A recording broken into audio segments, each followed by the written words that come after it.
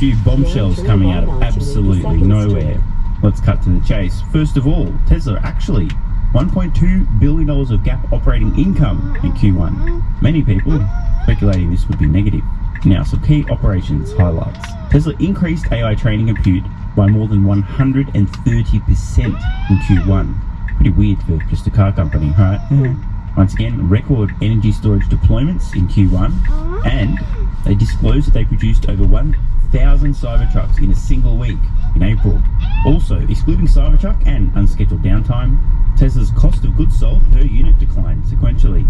They continue, while many with brain damage are pulling back on their investments. We are investing in future growth, including our AI infrastructure, production capacity, our supercharger and service networks, and new products infrastructure, with $2.8 billion of capital expenditures in Q1. And now the first breadcrumb, which leads to a bombshell, so stick around. Ultimately, we are focused on profitable growth, including by leveraging existing factories and production lines to introduce new and more affordable products. By the way, that's products with an S, plural. More than one new and more affordable product coming soon. Tesla's currently listed capacity, featuring greater than symbols on almost every one of these numbers, now 2.35 million. Big caveat there, it could be a lot more than that. And Tesla also mentioned that they'll be entering Chile soon, which will be supplied from Gigafactory Shanghai. Quote, since the launch of FSD supervised V12 earlier this year, it has become clear that this architecture, long pursued by Tesla, is the right solution for scalable autonomy. You should definitely ignore this. Autonomy is not a trillion-dollar opportunity, so even if Tesla's right, which means that they're the only company pursuing a scalable solution, it's not a big deal anyway, so definitely ignore that one safely. And we are currently working on ride-hailing functionality that will be available in the future. You heard that right?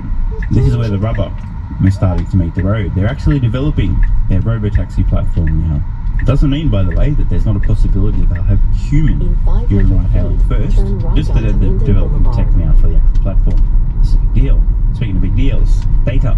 FSD V12 miles in red. These are cumulative miles driven with FSD Beta in billions. And Tesla AI training capacity has gone fucking vertical.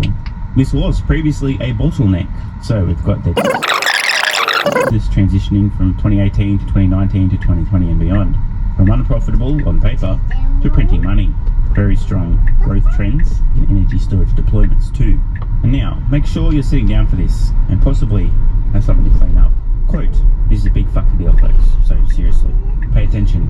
We have updated our future vehicle lineup to accelerate the launch of new models ahead of our previously communicated start of production in the second half of 2025.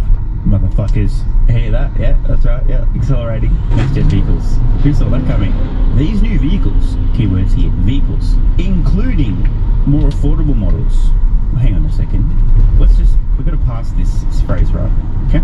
These new vehicles, okay, so they're talking about at least 2 vehicles, but then they go on to say, including more affordable models. So to me, this suggests we've probably got 4 plus new vehicles, including at least 2 more affordable models, plus some other new vehicles, which we'll get to in a moment. But Tesla's quite careful with the words they choose here. These new vehicles, including more affordable models, will utilize aspects of the next generation platform, as well as aspects of our current platforms, and will be able to be produced on the same manufacturing lines as our current vehicle lineup.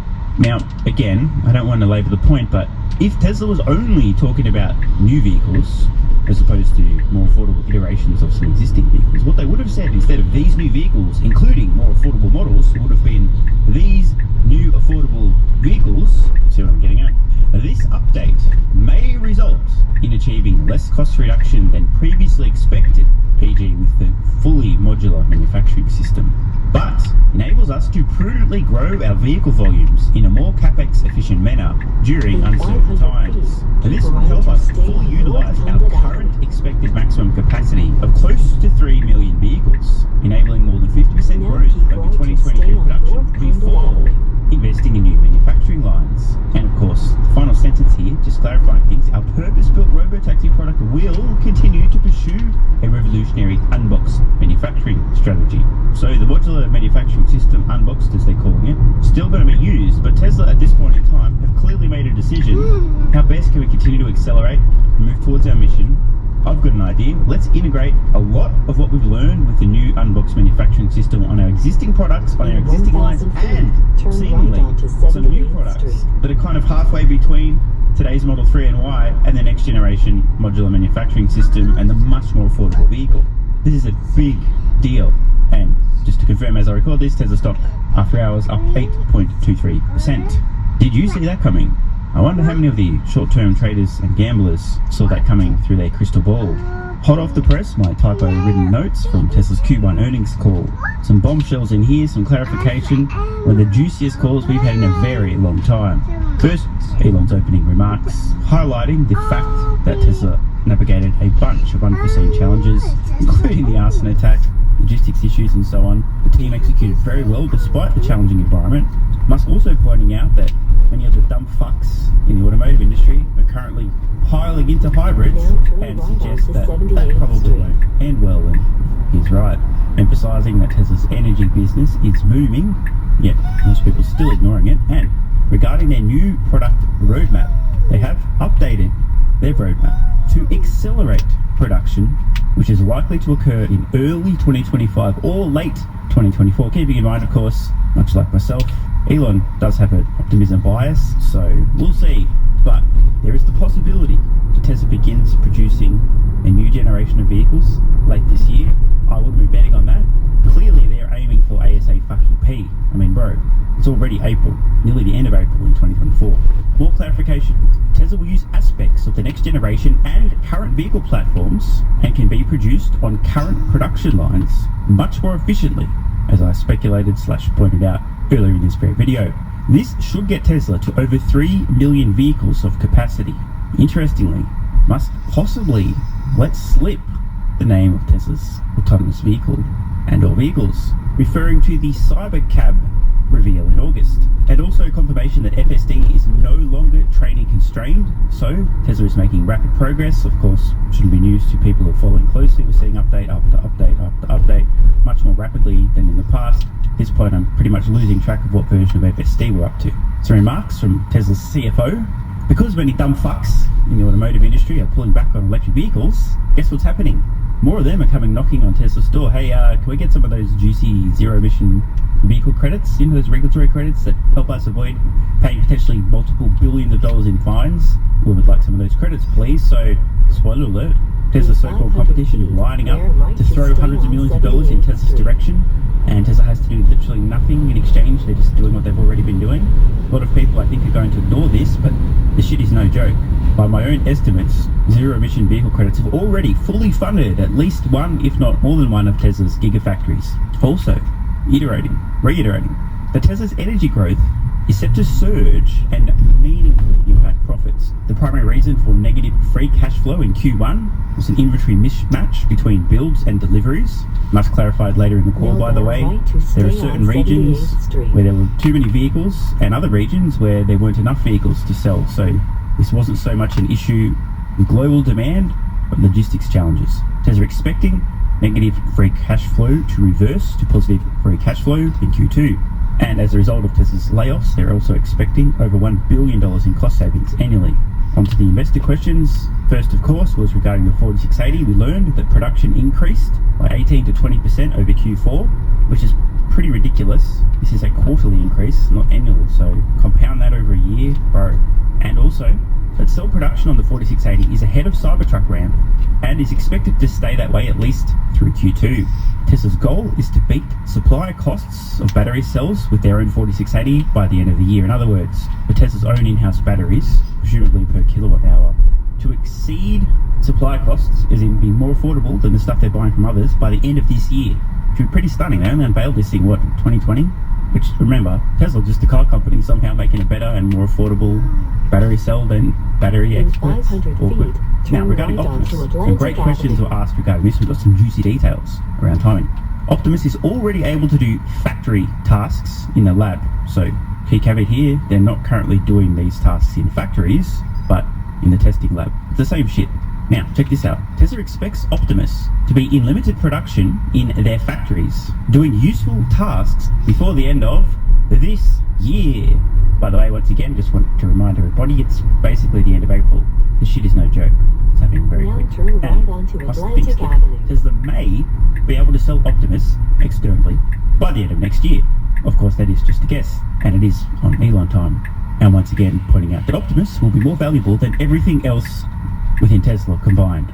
And I'll take that a step further and say, in the scheme of things, over the ultra long term, Optimus will make Tesla's entire existing business, including, by the way, future businesses that aren't Optimus, such as autonomy, look like a rounding error. As Musk points out, there is no meaningful limit to the size of the global economy.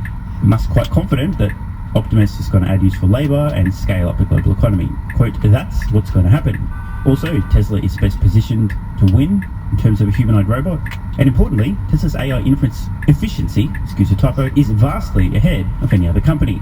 This is a very important, nerdy detail, but this really matters. Regarding unsupervised FSD regulatory approval, Tesla points out that there's a handful of states that have already approved autonomy.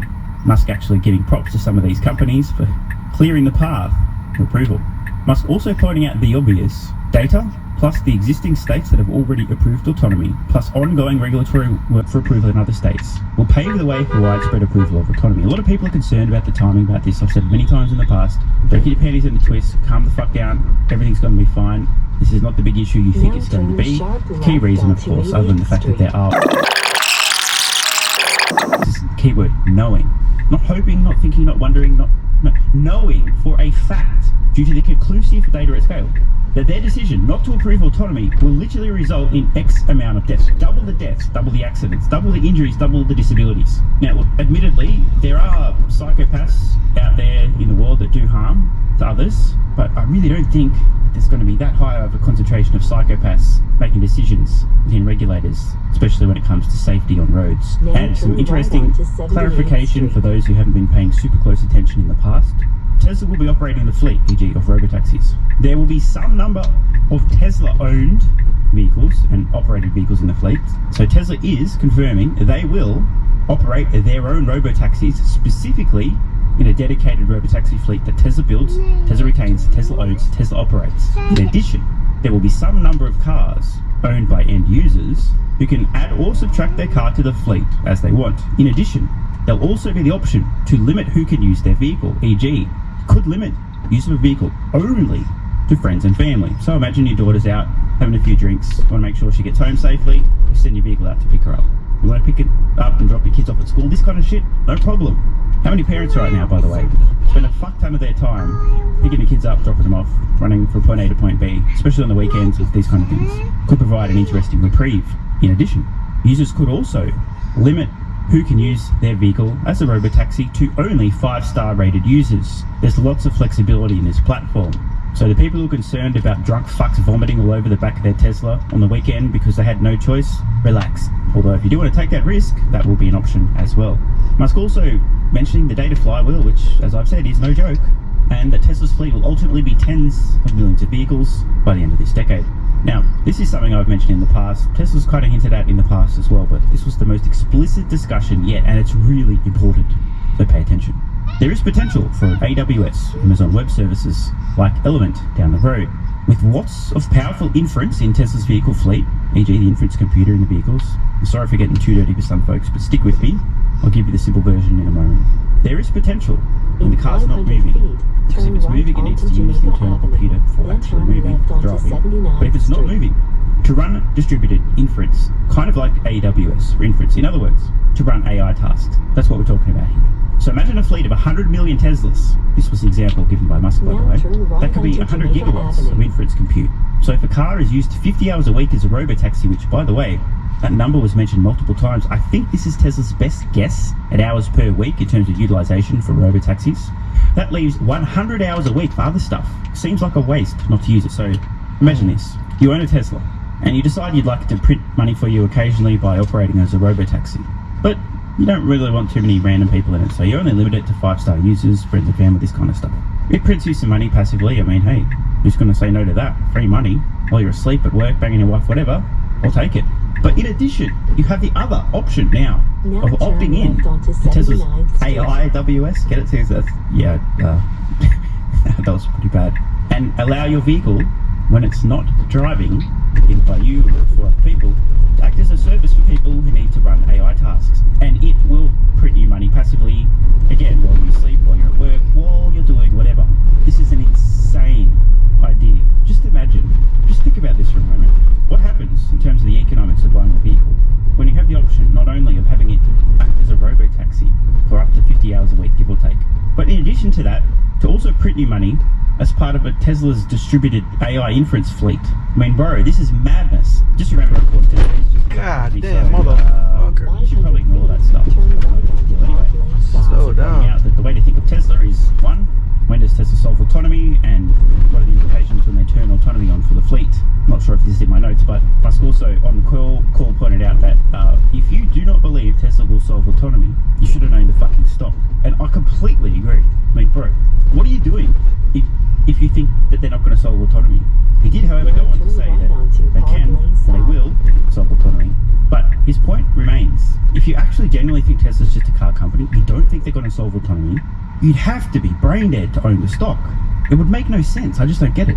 Tesla asked, have any legacy automotive companies asked about licensing FSD? Musk confirms that Tesla is in fact in conversations with one large legacy automotive manufacturer regarding FSD licensing, and more on that later in these notes. On the Tesla Semi, an actual real truck, Tesla is finalising engineering to enable low-cost volume production of the Semi, and the factory to produce the Semi is under construction.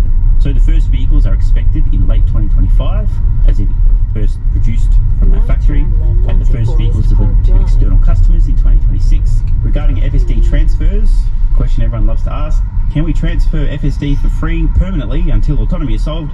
Elon simply responds, the amount of time and dicking around we'd have to do to actually implement that, we're about to solve autonomy, don't waste any fucking time. But philosophically, I definitely disagree with this decision. It seems very unreasonable to me. Tony Slakanaki, who asked very insightful, useful, non-boring, non-boneheaded questions, asks about the new vehicles for more information, and Tesla basically says, we're not going to tell you shit, sorry bro, we've said enough. Obviously, we're going to hear more about that in the future.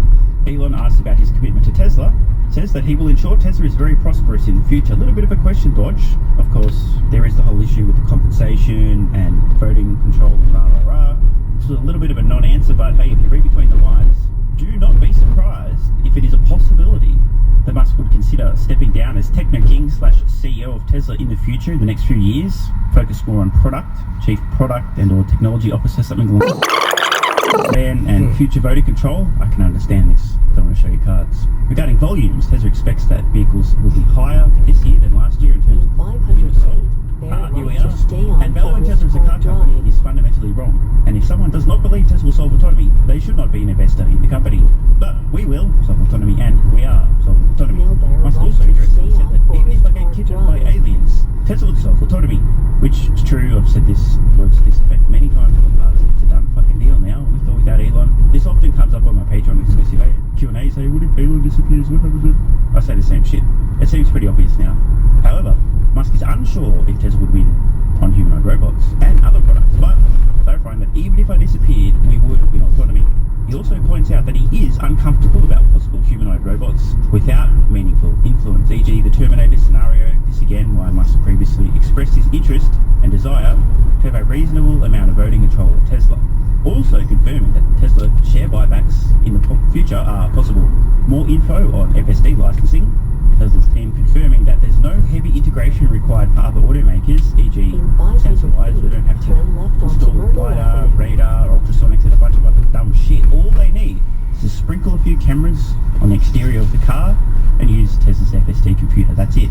As I've said in the past, actually getting FSD running on other vehicles is quite a simple task. From Tesla's point of view, a little bit of tweaks to some code in terms of camera placements, lens distortion, that's it. Normalize it and the software will run.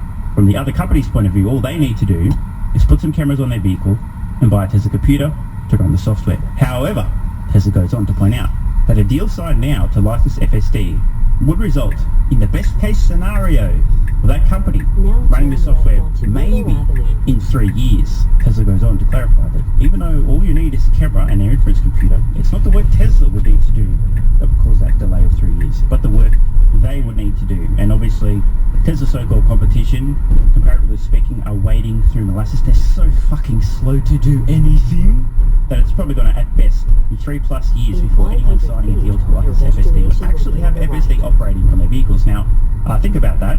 If Tesla solves autonomy, let's just say sometime in the next 18, 24 months, whatever, who cares? Whatever. If it takes at least 3 years until another company from signing a deal to actually having FSD on it, 3 fucking years, what happens in the interval between now and then?